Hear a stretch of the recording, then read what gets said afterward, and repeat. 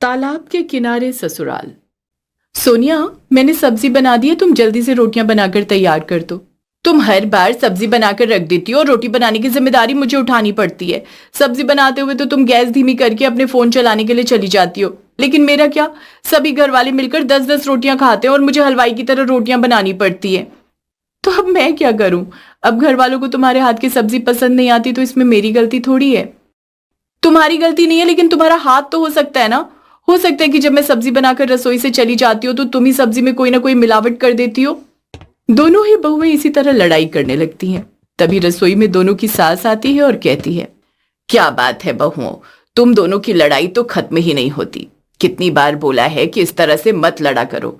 आस पड़ोस वाले सुनते हैं तो अच्छा नहीं लगता। इस मोहल्ले में हमारी बहुत इज्जत है और वो खराब होती है। माँ जी, आप ही समझाइए ना सोनिया को। जब मैंने सब्जी बनाकर तैयार कर दी है तो अब ये रोटी बनाने में नाटक क्या कर रही है? अब आप चाहती हैं कि मैं दोनों काम करूं? माँ जी, ये तो सब्जी बनाकर इधर उधर काम करने चली जाती है, लेकिन मुझे रोटियां बनाने के लिए पसीने में बेहाल होना पड़ता है। आप जानती है ना गर्मी कितनी हो रही है। मैं सोच रही हूँ कि चावल बना देती हूँ। ऐसे कैसे चावल बना दोगी? सब लोगों को रोटी खाने का मन है तो रोटी ही बनेगी। माँ जी, ये ऐसे नहीं मानने वाली। आप हम दोनों को अलग क्यों नहीं कर देती? सुन रही है माँ जी? मुझे तो अब इस घर में आए हुए 1 महीना हुआ है और ये 1 साल में ही अलग होने की बात कर रही है। तुम दोनों को जितनी भी लड़ाई करनी है कर लो, लेकिन मैं तुम दोनों को अलग नहीं करूंगी। आरती बोलकर रसोई से चली जाती है और दोनों बहू ऐसे ही लड़ते हुए खाना बनाती हैं। यूं ही कुछ दिन गुजरते हैं और एक दिन श्रेया रात के समय पंकज से कहती है, यार पंकज, तुम माँ को समझाते क्यों नहीं कि हम अलग हो जाते हैं? वो तो मेरी कुछ सुनती ही नहीं। तुम तो जानती हो ना मेरा और आयुष का कितना अच्छा रिश्ता है।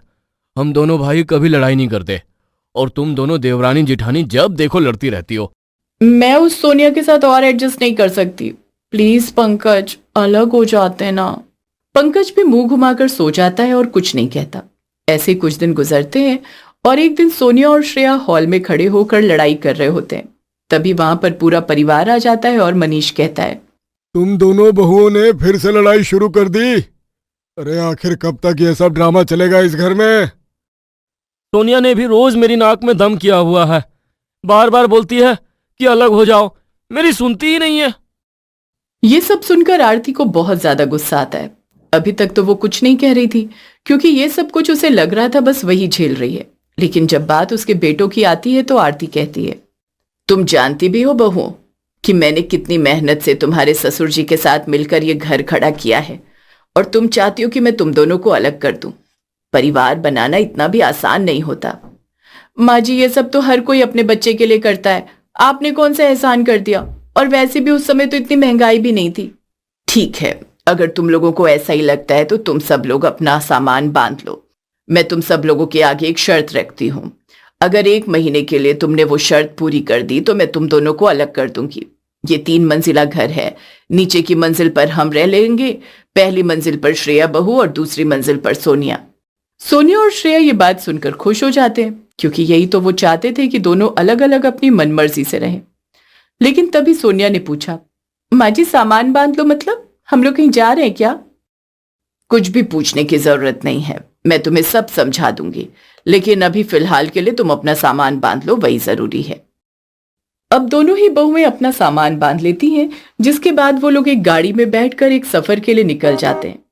आरती और मनीष की आंखें ये जानती थी कि वो लोग कहाँ जा रहे हैं, लेकिन धीरे धीरे जैसे जगह पास आने लगी, पंकज और आयुष भी सब कुछ समझ जाते हैं। अरे माँ, हम तो यहाँ आ गए, आखिर आप करना क्या चाहती हो? थोड़ी ही देर में सब कुछ समझ जाओगे। अब ऐसे ही आरती अपने परिवार के साथ एक जगह पर उतरती है जहां पर आसपास एक बड़ा सा तालाब था और वहीं पर एक जर्जर सी झोपड़ी बनी हुई थी। आरती अपने परिवार के साथ उस झोपड़ी के पास जाती है। श्रेया ने पूछा, हम कहाँ आ गए हैं? कुछ समझ नहीं आ रहा, और हम इतना सारा सामान लेकर यहाँ पर क्यों आए हैं? अब सुनो दोनों बहुओं, तुम दोनों अलग होना चाहती थी ना। यहीं से मैंने अपने सफर की शुरुआत की थी। तब तुम्हारे पिताजी के पास कुछ भी नहीं था, तो ये और मैं इसी तालाब के किनारे छोटी सी झोपड़ी में रहकर मछलियां पकड़ा करते थे, और जीवन के संघर्षों से हमने वो गांव के बाजार वाला घर बनाया जिसे तुम बंटवारा करना चाहती हो। इसलिए हम लोगों ने ये तय किया है कि अगर तुम अलग रहना चाहते हो तो तुम्हें 1 महीने के लिए यहाँ पर रहना होगा। अगर तुम बिना लड़ाई के 1 महीने इस घर में तालमेल के साथ रह सकोगी, इसका मतलब तुम सच में अलग होने के लायक हो। श्रेया और सोनिया की आंखों में चमक आ गई। वैसे तो वो तालाब के पास बने हुए अपने ससुराल से बहुत ज्यादा हैरानी में थी, लेकिन सोनिया ने बड़े घमंड से कहा, जब 1 महीना श्रेया दीदी के साथ उस ससुराल में रह ली मैं, फिर तो इस छोटी सी झोपड़ी में 1 महीना उनके साथ एडजस्ट करने में कौन सी बड़ी बात है। उसके बाद तो फ्रीडम ही फ्रीडम होगी। सही है, मुझे भी जिम्मेदारी से छुट्टी मिलेगी, बस अपने परिवार का ध्यान रखना पड़ेगा। ठीक है माँ जी, मुझे भी मंजूर है। अब थोड़ी ही देर में उस छोटी सी झोपड़ी के अंदर पूरा परिवार चला जाता है। उस झोपड़ी के अंदर सभी लोग अपना सामान रख देते हैं। अब झोपड़ी में थोड़ी सी जगह बची थी, तभी आरती ने कहा, सुनो बहुओं, बहुत ज्यादा भूख लगी है। एक काम करो श्रेया, तुम तालाब से पानी भर कर ले आओ और सब लोगों के लिए चाय बना लो। और सोनिया बहू तुम जाओ, यहाँ से 2 किलोमीटर दूर दुकान है, वहां से चाय का सामान लेकर आ जाओ। माँ जी, तालाब से पानी भर कर लाना पड़ेगा, पर वो पानी तो बिल्कुल भी साफ नहीं होता। और माँ जी, 2 किलोमीटर जाना और 2 किलोमीटर आना, इतने में तो आपकी चाय बने ना बने मेरी चटनी बन जाएगी। तुम लोग तो कुछ ही पल में परेशान हो गई, आगे क्या करोगी? जो जिसको बोला है वो करो। अब ऐसा ही होता है। श्रेया पानी भरने और सोनिया सामान लेने चली जाती है। सोनिया हांफते हुए घर आती है और वहीं श्रेया अभी तक वापस नहीं आई थी। सोनिया श्रेया को देखने जाती है कि वो पानी लेकर अब तक क्यों नहीं आई, तो देखती है कि श्रेया वहीं तालाब के पास फिसल गई थी। हाय रे, मेरी कमर टूट गई। ये तालाब के किनारे ससुराल तो बहुत ज्यादा परेशान कर रहा है। सोनिया उसे देखकर जोर जोर से हंसने लगी और बोली, आपका तो नहीं पता, लेकिन 1 महीने में तो इस तालाब के पास ससुराल में मैं एडजस्ट कर लूंगी। और माँ जी, आपको तो नहीं पता, लेकिन मुझे अलग जरूर कर देंगी। श्रेया भी हिम्मत करके उठ जाती है और कहती है, मैं भी तुमसे हार नहीं मानूंगी। आए। श्रेया ने पानी भरा। दोनों बहुओं ने झोपड़ी के बाहर चूल्हा जलाया और चाय बना दी। शाम होने लगी थी, तभी आरती ने कहा, जाओ दोनों बहुओं और तालाब से मछली पकड़ कर ले आओ। हम लोग ज्यादा पैसे का इस्तेमाल नहीं कर सकते, क्योंकि जब हम यहाँ पर आए थे तब हम भी गरीब थे, तो हम रात को मछली ही पका कर खाएंगे। मछली पकड़नी थोड़ी आती है। नहीं आती तो सीख लो, वैसे भी जब अकेली रहोगी तो भी बहुत कुछ सीखना पड़ेगा ना। ठीक है माँ जी, इसमें कौन सी बड़ी बात है, हम YouTube से मछली पकड़ना सीख लेंगे। दोनों ही बहुएं अब तालाब के पास जाती हैं और मछली पकड़ने की कोशिश करने लगती हैं। इस समय गांव की कुछ औरतें भी पानी भरने के लिए आई हुई थी। एक औरत आराधना ने कहा, तुम लोग यहाँ के नहीं लगते, थोड़ा संभल कर, यहाँ बहुत फिसलन है, गिर जाओगी। हम अपना देख लेंगे, आप अपना काम करो, हमें ज्ञान देने के लिए हमारी सास ही काफी है।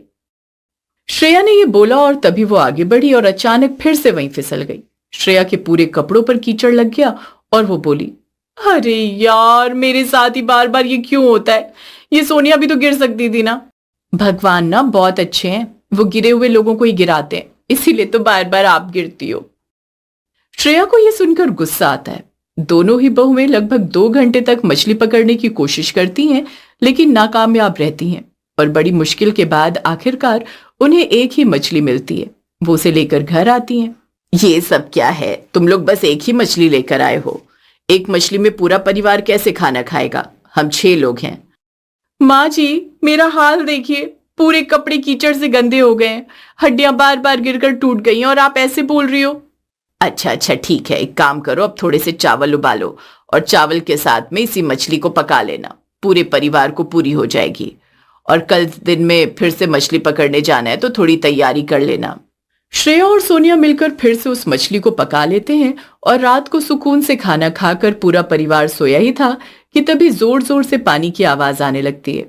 सोनिया डर कर उठ गई और बोली, ये कैसी डरावनी आवाज आ रही है? मुझे तो इतने डर में सोया भी नहीं जा रहा, बाहर कोई भूत प्रेत का साया तो नहीं है? सो जाओ सोनिया, बाहर कोई भूत नहीं है, ये पानी की लहरों की आवाज है। जब हम छोटे थे और यहाँ रहा करते थे तो हमें इन सब आवाजों की आदत थी। अब तो ये सारी आवाज सुनकर बहुत सुकून मिल रहा है। तुम सुकून की बात कर रहे हो, मैं तो सो भी नहीं पा रही। वहीं दूसरी तरफ श्रेया का भी बुरा हाल था। तालाब के पास ससुराल होने की वजह से बहुत सारे मच्छर झोपड़ी के अंदर घुस आए थे। श्रेया बार बार ताली बजाकर मच्छर मार रही थी। तभी पंकज ने गुस्से में कहा, हाँ, हैप्पी बर्थडे टू यू। अब सो जाओ प्लीज, ये ताली बजाना बंद कर दो। कोई माता का जगराता है क्या?